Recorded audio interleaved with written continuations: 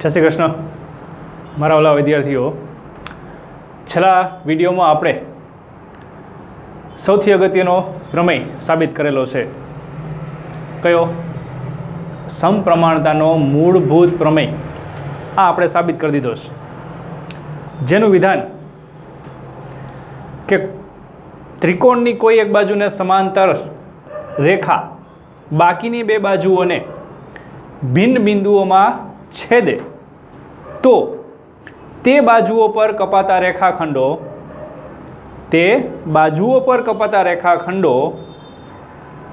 સમપ્રમાણમાં વિભાજન કરે છે. તે રેખા દ્વારા જે રેખાખંડો કપાય છે તે શું કરે છે તો કે સમપ્રમાણમાં વિભાજન કરે છે. આ પ્રમેય 6.1 શીખી ગયા.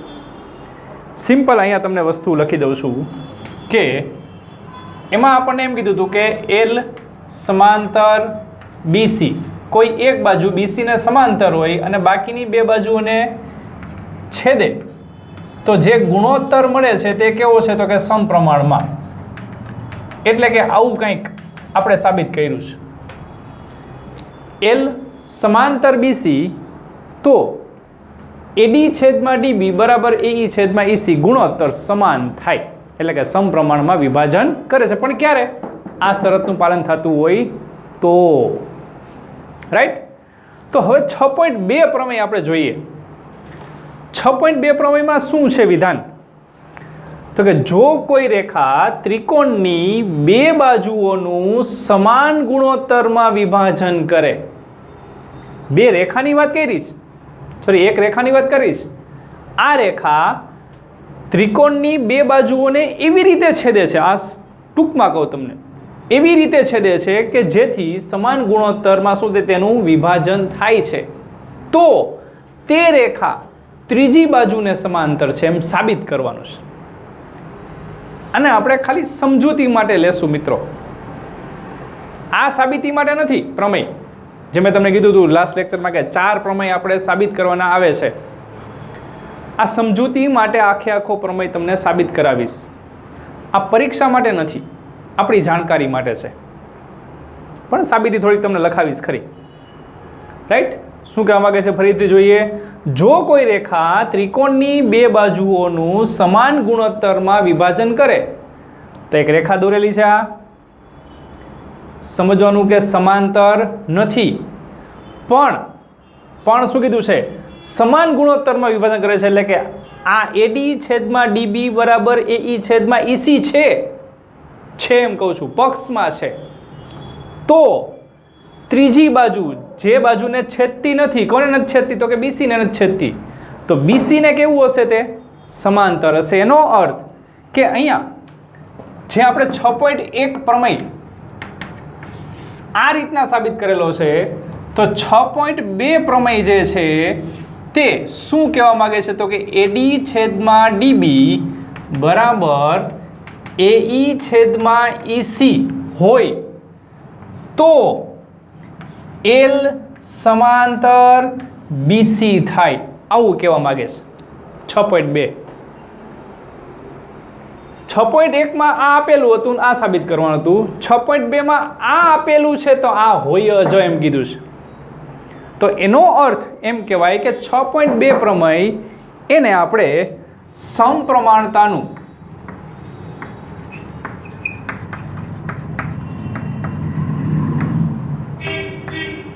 જે મૂળભૂત પ્રમેય છે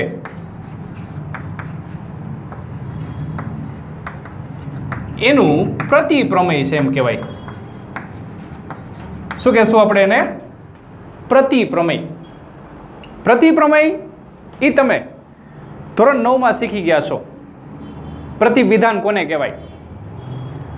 જો અને તો વાળા વિધાનમાં અદલા બદલી કરવામાં આવે અને જે વિધાન મળે એને પ્રતિવિધાન કહેવાય છે. તો પ્રતિપ્રમેય છે. જો અહીંયા કે જો આમ હોય તો આ, તો 6.2માં શું થઈ ગયું? આ આગળ આવી ગયું, એટલે કે આપી દીધું પક્ષમાં. તો એલ સમાંતર શું કીધું છે? બીસી. એટલે શું કહેવાય છે એને? સમપ્રમાણતાનું જે મૂળભૂત પ્રમેય છે એનું પ્રતિપ્રમેય છે, જેની આપણે થોડીક સમજૂતી લેશું અહીંયા. રાઈટ? પ્રમેય સાબિતી માટે નથી, સમજૂતી માટે કહું છું આ. તો સૌથી પહેલાં જોઈએ તો પક્ષ શું લખવું આમાં, જો લખવું હોય તો તમારે, તો કે પક્ષ તરીકે આવશે કે ત્રિકોણ એબીસીમાં રેખા એલ એ એબીને ડી બિંદુમાં અને એસીને ઈ બિંદુમાં એવી રીતે છેદે છે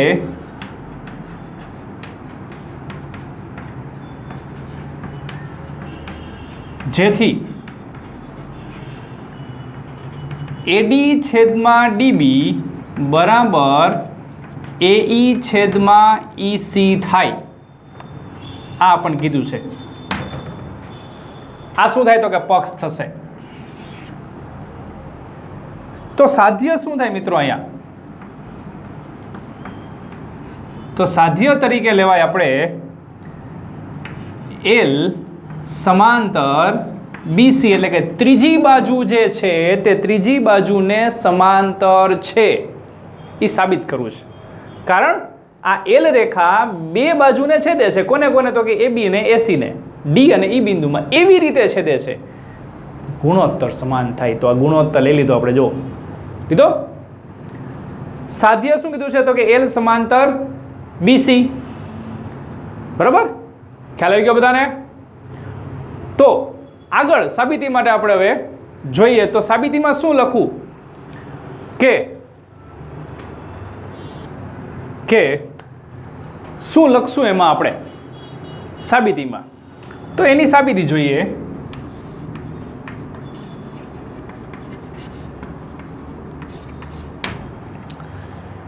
સાબિત આપણે જે કરવાનું છે શું તો કે આ એલ રેખા જે છે તે બીસી સમાંતર છે. માની લઈએ કે આ એલ રેખા બીસીને સમાંતર નથી એવું માનીએ તો ધારો કે રેખા ડીઈ ડેશ એ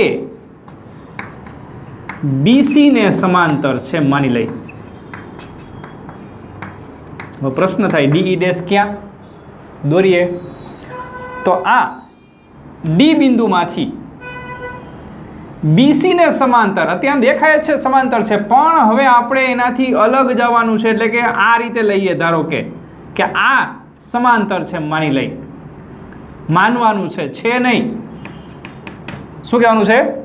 ડીઈ ડેશ એ સમાંતર છે ડી બિંદુમાંથી આપણે પસાર કરી. કારણ કે એક બિંદુમાંથી ઘણી બધી રેખાઓ પસાર થઈ ને, જેમ આ ડીઈ થઈ એમ શું થાય છે? DE dash. ધારો કે છે નહીં. આ સમાંતર સાબિત કરવા માટે એનાથી થોડુંક અલગ ગયા કે અત્યારે આપણે એને સમાંતર નથી એમ કીધું છે. તો આ સમાંતર ન હોય તો તેનાથી અલગ એક રેખા મળે તો ખરી ને સમાંતર, અને એ રેખા કઈ લીધી છે આપણે? DE dash.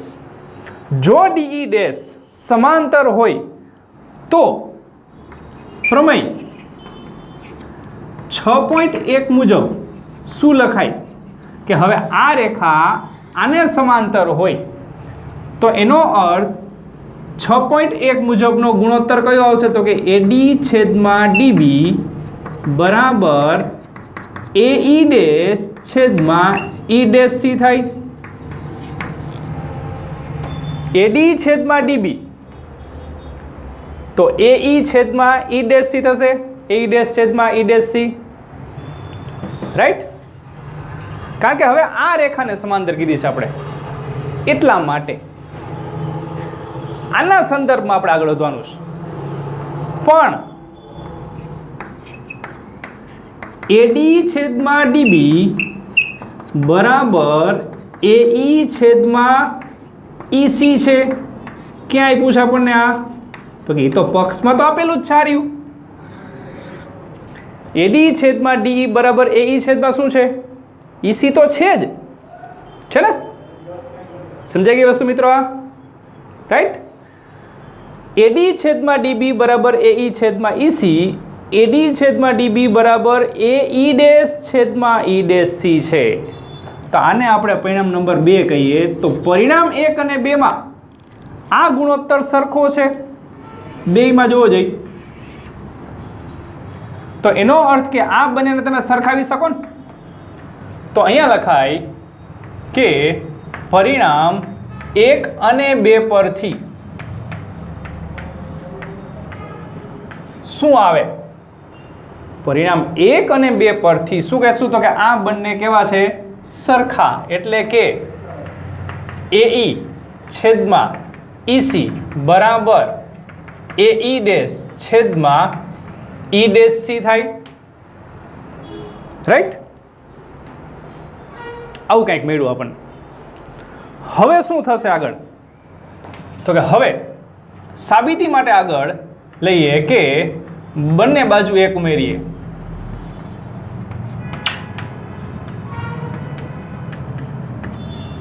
બંને બાજુ 1 ઉમેરીએ એટલે કે એઈ છેદમાં ઈસી વત્તા 1 બરાબર એઈ ડેશ છેદમાં ઈ ડેશ સી વત્તા 1 થાય. બરાબર છે?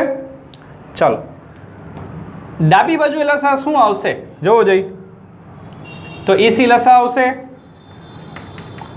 તો અંશમાં લખાય એઈ પ્લસ ઈસી બરાબર જમણી બાજુ લસા શું આવશે? તો કે ઈ ડેશ સી.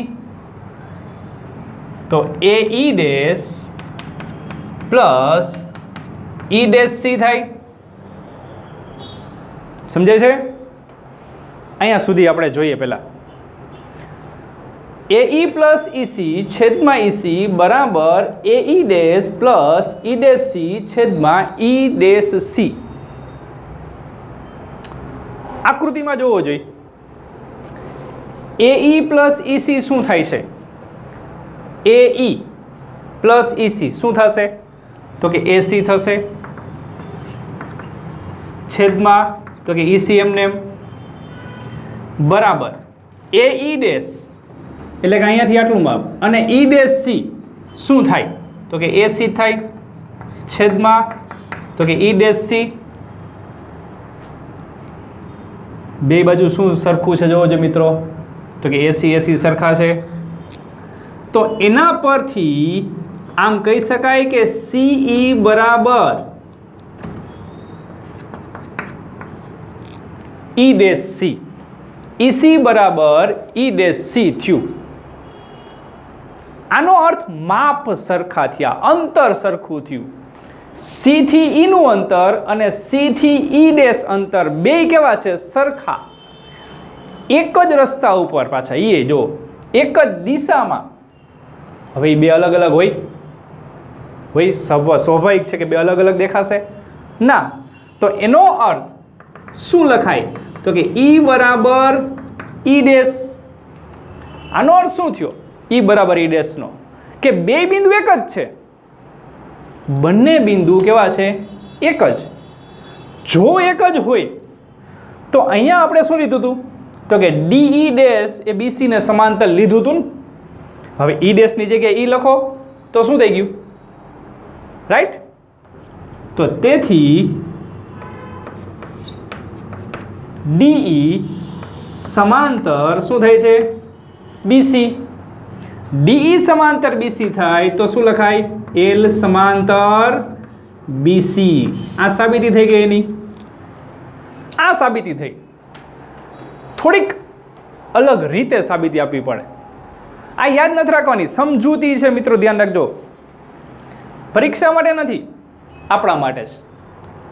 કે જે સમપ્રમાણતાનો મૂળભૂત પ્રમેય છે 6.1 એનું પ્રતિપ્રમેય પણ સાબિત થઈ શકે છે. એની આખે આખી આ સાબિતી થઈ. આ પક્ષ, સાધ્ય અને સાબિતી થશે. ખ્યાલ આવી ગયો? સ્ટેપ સરળ છે, માત્ર થોડીક સમજૂતી એને અલગ રીતે આપણે લેવી પડે છે. બરાબર? ચાલો આગળ જોઈએ આપણે. ચલો ઉદાહરણ નંબર 1. આ ઉદાહરણ તમારે દાખલામાં બહુ અગત્યનું થશે. જેમ પ્રમેય 6.1 દાખલા માટે ખૂબ જરૂરી છે, એમ આ ઉદાહરણ પણ દાખલા માટે જરૂરી છે. જેની રકમ છે, જો કોઈ રેખા ત્રિકોણ ABCની બાજુઓ AB અને ACને અનુક્રમે D અને E બિંદુમાં છેદે છે. પ્રમેય 6.1 મુજબ જ આકૃતિ છે એની કે આ ABC ત્રિકોણ છે, એક બાજુને સમાંતર છે, બાકીની બે બાજુઓને ભિન્ન બિંદુઓમાં છેદે છે, D અને E માં છેદે છે, તથા BC ને સમાંતર છે. તો આ BC બાજુને સમાંતર છે. તો સાબિત કરો કે AD છેદમાં DB એટલે કે આ રેખા જે છે તેની ઉપરના અર્ધતલમાં આવેલ રેખાખંડ AD તેને અનુરૂપ બાજુ એટલે કઈ થાય? AB થાય. AE તેને અનુરૂપ બાજુ શું થાય? તો કે AC. તો AD છેદમાં AB બરાબર AE છેદમાં AC.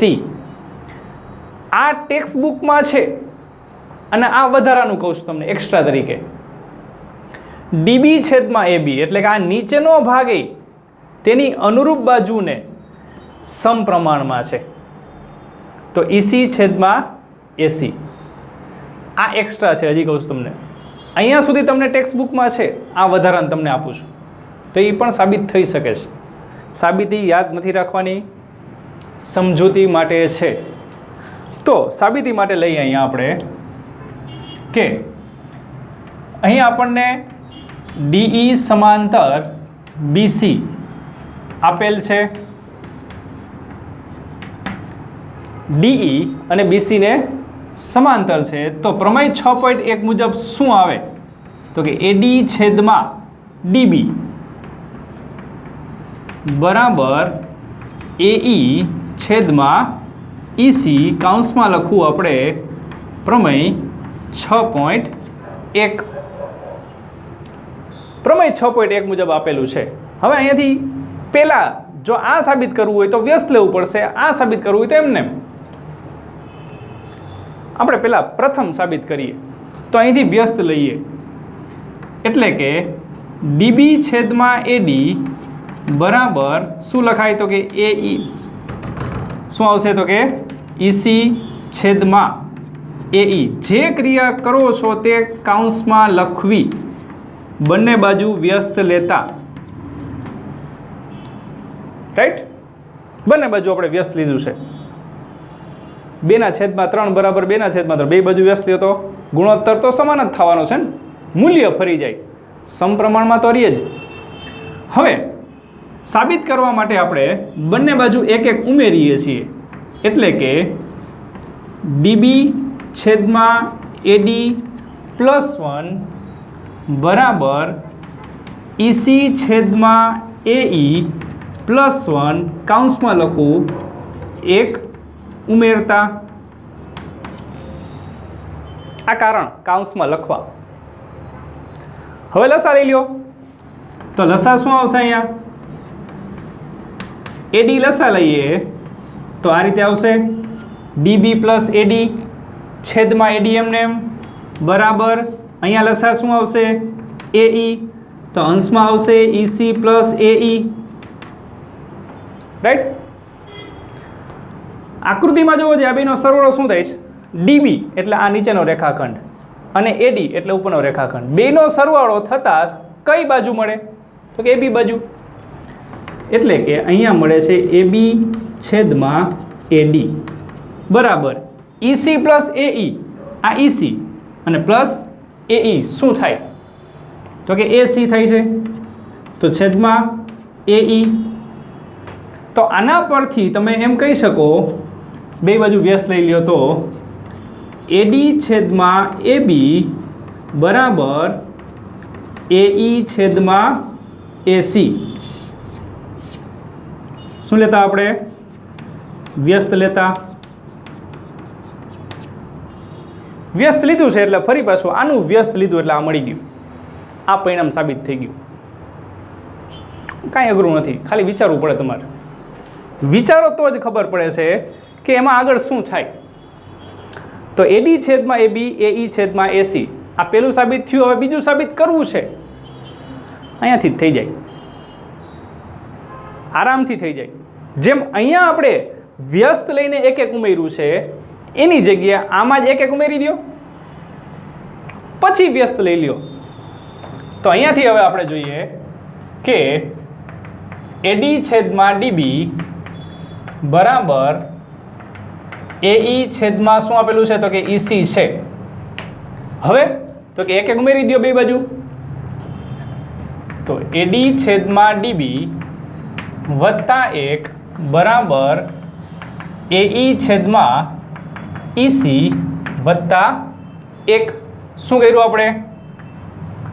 બંને બાજુ 1 ઉમેરતા.